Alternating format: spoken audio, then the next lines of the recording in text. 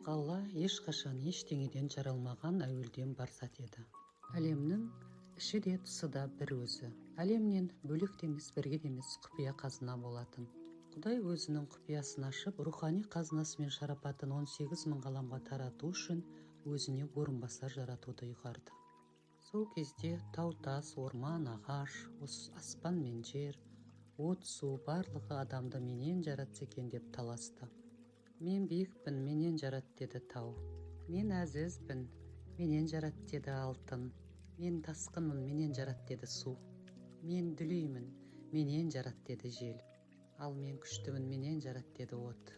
Мен асқақпын, менен жарат деді аспан. Мен жұмсақпын, менен жарат деді ағаш. Мен қаттымын, менен жарат деді тас.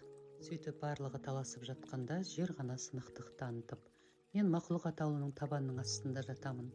Ұлық Алла орынбасарын мүлде қадірсіз заттан жаратпас.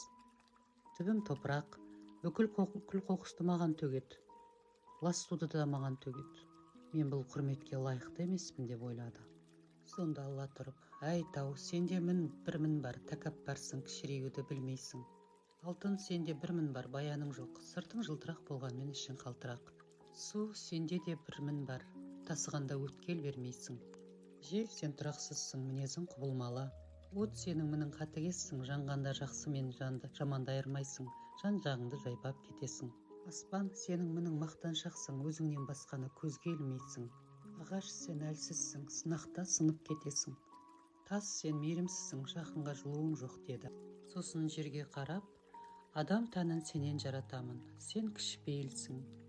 Менің ең жақсы көретін мінез құлқым осы. Бүкіл тіршілік иесі саған тәуелді болады.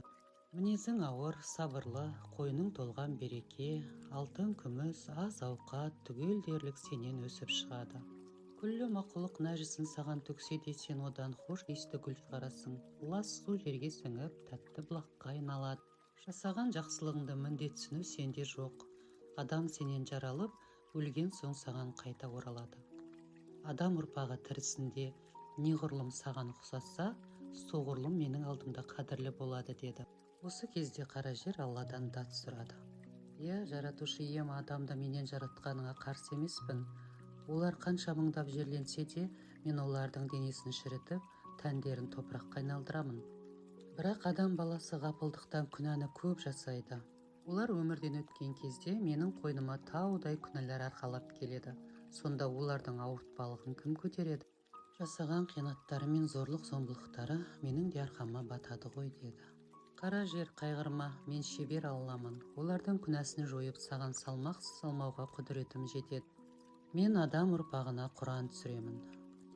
Марқұм болғандардың ұрпағы әруақты еске алып, оларға Құран оқытып, артынан дұға ететін болса, олардың күнәлары жойылып отырады. Сонда саған да артық жүк түспейді. Мұсылмандар әруақтарды ұмытып, оларға Құран оқуды тоқтатқанша осылай жалғаса береді деді. Қара жер сонда барып тыныш тапты.